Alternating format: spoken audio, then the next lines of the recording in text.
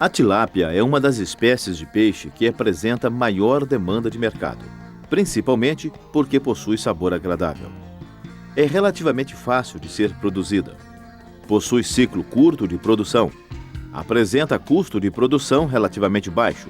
E, com isso, o preço de mercado torna-se compatível com o poder aquisitivo da maioria da sociedade.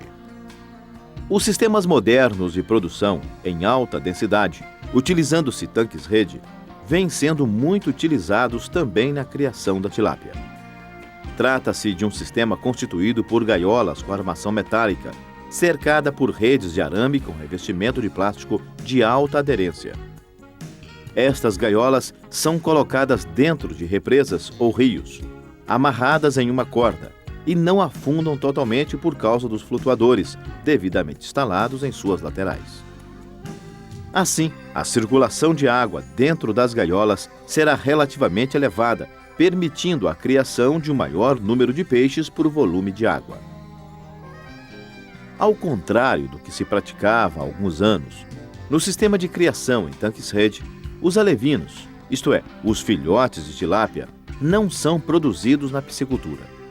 Empresas especializadas fornecem os alevinos já revertidos sexualmente, isto é, com mais de 95% de machos, por serem mais interessantes para a produção comercial.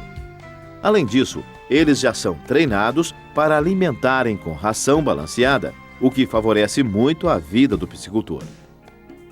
Assim, passa a ser de responsabilidade do piscicultor o conhecimento dos principais aspectos gerais referentes à tilápia, a avaliação das condições locais para instalar uma piscicultura, conhecer os tipos de tanques e suas características, como fazer o dimensionamento desses tanques, como obter os alevinos, quais as técnicas de produção de tilápia em tanques-rede e como elas deverão ser executadas, e quais são as principais informações referentes à captura, ao abate e à comercialização desses peixes. Estes são, portanto, os assuntos abordados em detalhes neste videocurso, produzido pelo CPT, em parceria com a Emater de Minas Gerais. A coordenação técnica ficou a cargo do Dr. José Eduardo Aracena Rasguido, médico veterinário, pesquisador e extensionista da Emater MG, especialista em piscicultura.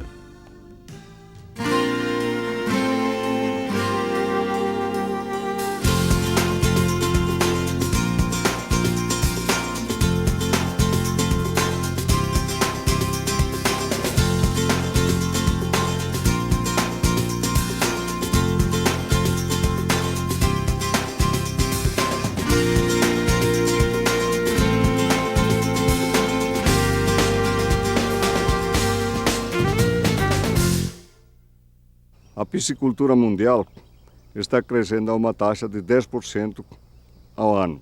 A piscicultura brasileira, no entanto, está crescendo a uma taxa de 25% ao ano. Mesmo assim, o Brasil está importando muito pescado. E, segundo as perspectivas da FAO, em 2010 nós já teremos início o desabastecimento de pescado no mundo. Em termos de cultivo, de expansão de áreas de cultivo, a Europa, Estados Unidos e Ásia têm poucas áreas de expansão. Então, o crescimento da piscicultura mundial não se espera nessas regiões. O crescimento é esperado na África e na América do Sul. Na África não se dará esse crescimento tão cedo devido à falta de grãos, principalmente soja e milho.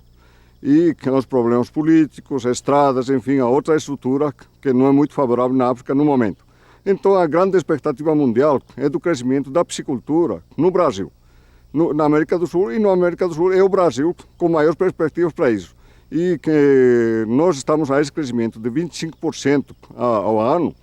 Nós temos em 1991, quando se produzia 16 mil toneladas de pescado ao ano, partimos para 2001 e chegamos em 204 mil toneladas.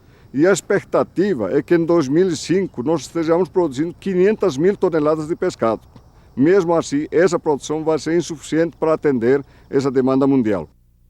Bem, como disse o Dr. Eduardo Rasguido, se o crescimento da piscicultura não for intensificado, Em poucos anos, o que se produzir não será suficiente para atender ao mercado mundial.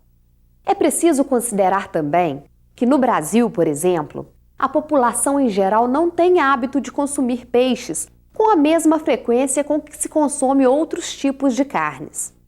Imagine então se daqui a alguns anos o consumo de peixes se tornar mais rotineiro pela sociedade em geral? Quanto peixe irá faltar? Ou então, quem for produtor, por quanto vai poder vender o seu produto? São estas constatações que nos permitem afirmar que a piscicultura é uma atividade de grande potencial de crescimento e de retorno financeiro. Como a criação de tilápias em tanques-rede permite produzir de forma mais intensiva e com manejo facilitado, nós vamos, a partir de agora, concentrar a nossa atenção neste sistema de criação, abordando inicialmente os principais aspectos gerais.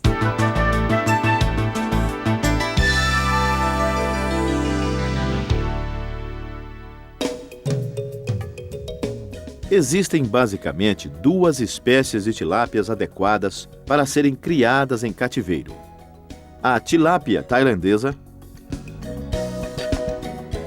e a tilápia vermelha. As duas espécies, para serem produzidas comercialmente, deverão passar por duas fases na piscicultura: a de recria, que dura em média 2 meses, e a de engorda, que dura em média 4 meses.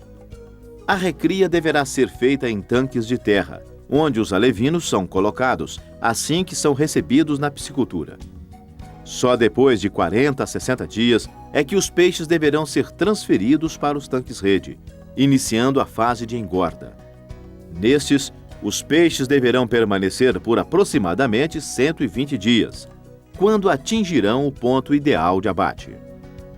A tilápia, principalmente na fase de recria, precisa alimentar não só de ração, mas também de plâncton para obter substâncias nutricionais indispensáveis ao seu desenvolvimento.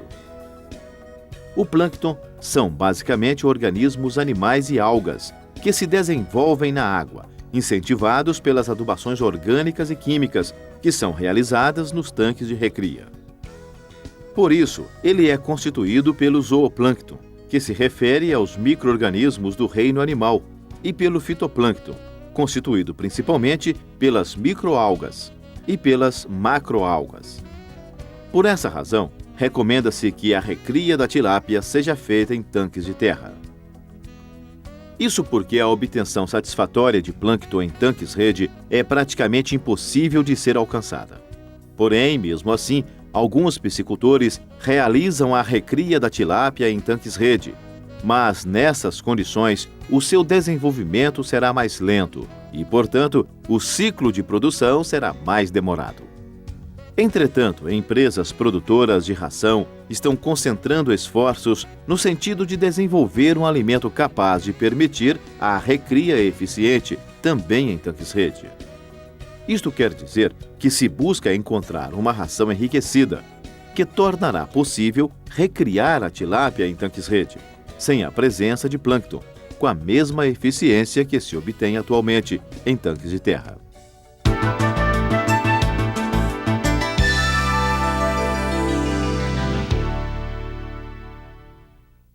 Independente da espécie de tilápia a ser utilizada, antes de decidir pela instalação da piscicultura, é preciso estar certo de que o local será adequado para essa atividade. E para isso, será necessário avaliar a qualidade da água, o tipo de solo, a temperatura da água e a localização da piscicultura. A água, para ser utilizada na piscicultura, precisa ser abundante e de boa qualidade. Sempre que possível, deve-se utilizar água das nascentes da própria fazenda, pois geralmente são de melhor qualidade. É importante dizer que não será necessário fazer uma análise bioquímica da água para utilizá-la em uma piscicultura. Basta apenas ter certeza de que nela não são lançados agentes contaminantes, como defensivos agrícolas aplicados nas lavouras próximas dos mananciais. descargas de dejetos de instalações de animais e de redes de esgoto das residências, descargas de efluentes de agroindústrias e deposição de lixos. Contaminantes dessa natureza, além de provocar sabor desagradável na carne dos peixes, causam intoxicações aos mesmos e também ao homem após o consumo do produto. A vazão de água a ser utilizada no abastecimento dos tanques depende não só do tipo de solo onde os tanques serão construídos, mas também do sistema de produção utilizado. Quanto mais intenso for este sistema, maior deverá ser a vazão de água. Mas, em geral, vazões de 2 a 4 litros de água por segundo são suficientes para abastecer e para manter cheio um tanque de 10.000 metros quadrados de área alagada. O tipo de solo é muito importante de ser levado em consideração, uma vez que será necessário construir tanques de terra para a recria, ou até mesmo represas para a colocação dos tanques-rede para engordar as tilápias. Os solos arenosos são mais permeáveis que os argilosos, isto é, a água movimenta-se muito mais rapidamente no seu perfil para as camadas mais profundas. Por esta razão, o ideal é escolher locais de solos mais argilosos para fazer a construção dos tanques de terra ou as barragens. Nesses solos, as perdas de água por percolação para as camadas mais profundas são menores, resultando em economia de água. Além disso, o local deverá favorecer o abastecimento de água por gravidade para os tanques. Os peixes são animais piscilotérmicos, isto é, apresentam variações da temperatura corporal de acordo com a temperatura da água.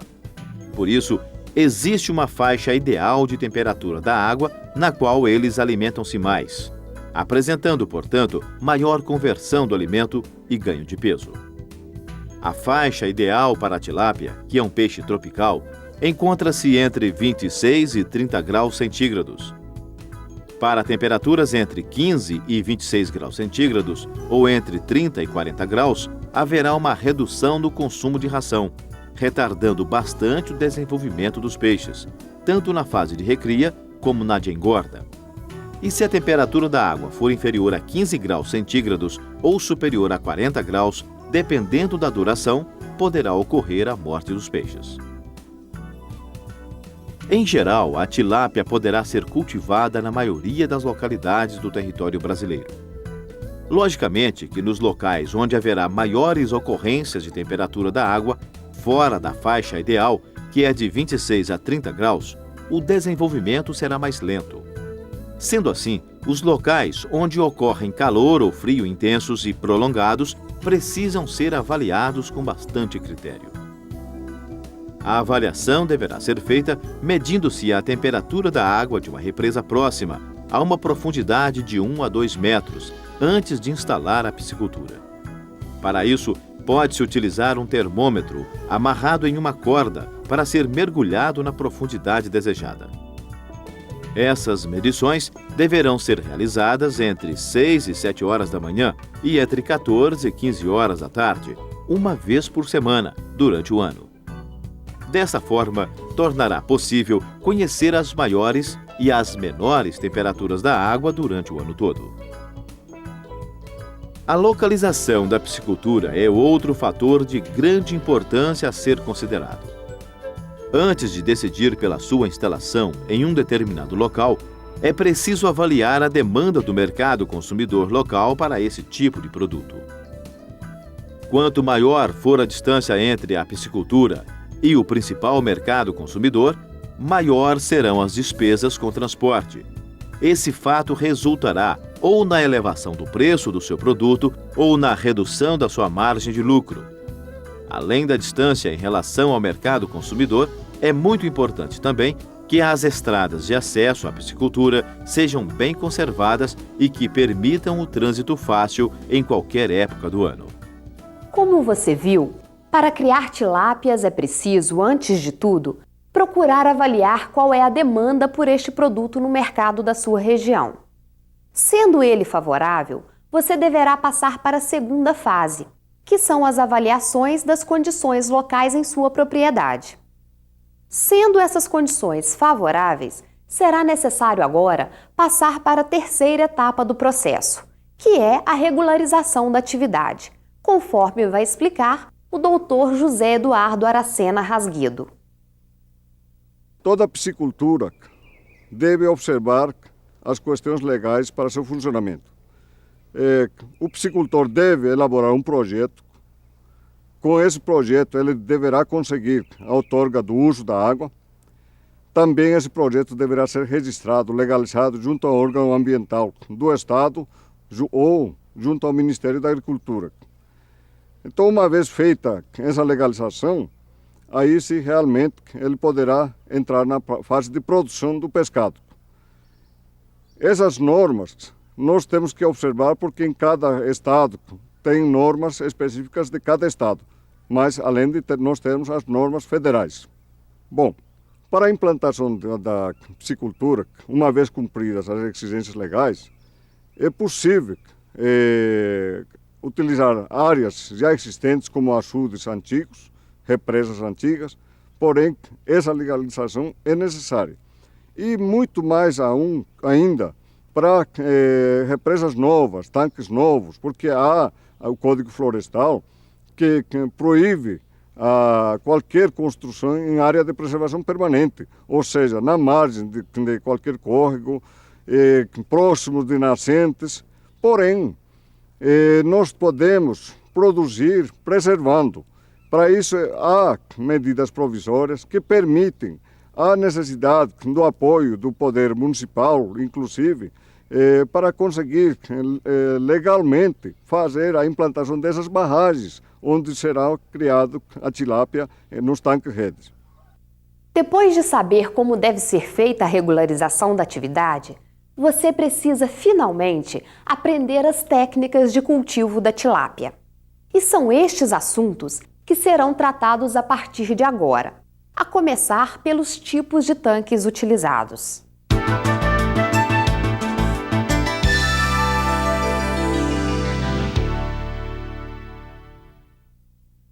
A produção de tilápias em tanques-rede engloba 3 etapas principais, ou seja, a alevinagem, a recria e a engorda.